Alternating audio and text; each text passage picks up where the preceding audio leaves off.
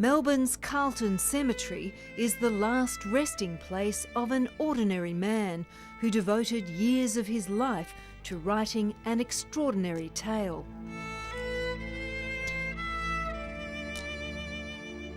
I just really know what my father said about him. He said he was quite a simple man. He said that he wasn't really a writer, he wasn't a historian.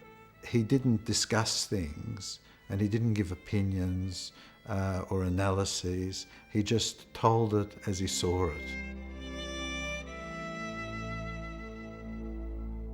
What Raphael Reisner witnessed was the Germans' systematic annihilation of 60,000 Jews in the Polish town of Białystok during World War II. When the slaughter began, he was separated from his wife and 2 children. He never saw them again. Raphael Reisner survived the concentration camps, saved by his skill as a printer. He was chosen to go to Sachsenhausen, where the counterfeiting project of counterfeiting American dollars and English pounds was taking place. Despite his suffering, this survivor painstakingly recorded what he knew about the destruction of his community. My father told me that story, that it was Reisner that told him what had happened to his parents. He described how on February the 5th, 1943, very early in the morning, say 2 a.m, 3 a.m, they began what was known as the February actions. The Nazis were to round up 12,000, among them my grandparents, and they dug a ditch and shot them into that ditch. This horrific account of the deaths of Arnold Zabel's grandparents is one of the hundreds of killings recorded by Raphael Reisner in Yiddish, an ancient Jewish language.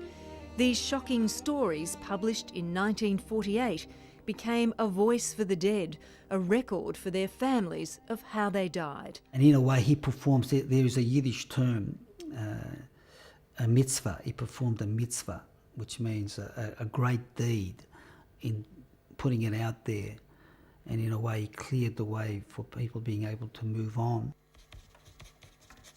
After the war, as he waited in Rome for repatriation to a third country, Mr. Reisner began documenting a detailed list of names, places and events. He just wanted to write because he said if he doesn't write it down, with time it will all disappear, and he wanted every name and every person that he remembers what happened to them.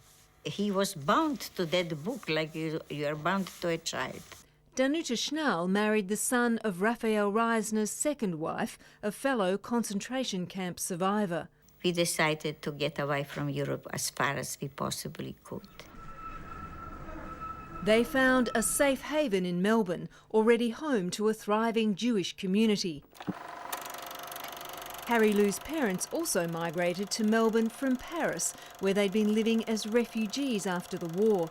They had escaped the German occupation of Białystok, but almost every member of both families perished.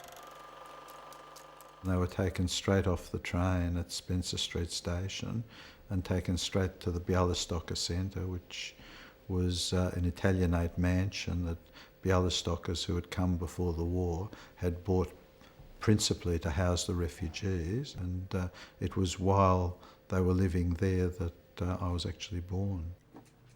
Harry Lou and renowned author Arnold Zabel grew up in Melbourne's tight Białystok community. Raphael Reisner lived just a 10-minute walk from the Zabels and became a family friend.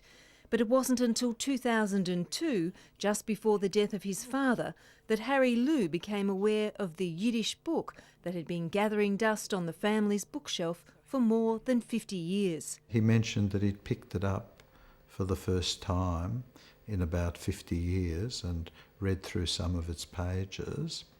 And he just thought as he was reading it that this book really should be translated into English. I said, well, look, why didn't you do it? His eyes filled up with tears and they started running down his face, and he said, this was never a job for me.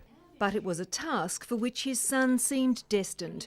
He was already a published author and knew people in Melbourne who could read and write Yiddish. Who were the people who did the translations for you? Where did they come from? 15 or so of them came mainly from the United States and Canada. The rest, I think 5, 6 or 7 were local people. I had translators who were children during the Holocaust and never really received a formal education as children. I had other translators who were university academics at famous universities. The new publication in English also has a new title. It was a common, if you like, tune among my generation that our parents didn't talk about it. So I thought, well, we'll call it The Stories Our Parents Found Too Painful to Tell. We're living in an era when there's Holocaust denial, that there are those that say it never happened. So from that basic point of view, I think it's an important document. Raphael Reisner would be pleased that these stories that could so easily have been lost are now speaking to a new generation of readers in a modern language.